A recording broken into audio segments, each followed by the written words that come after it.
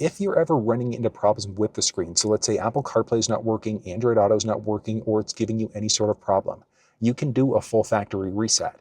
But the downside of doing a full reset is that it's going to wipe everything from the infotainment system. So any profiles that you've set up, settings that you've done, etc. What you actually want to do is a soft screen reboot instead.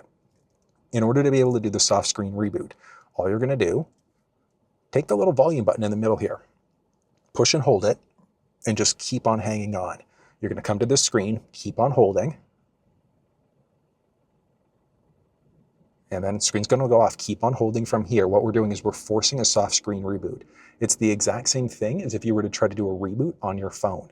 So we're clearing the cache essentially. So a few seconds in, keep on hanging on.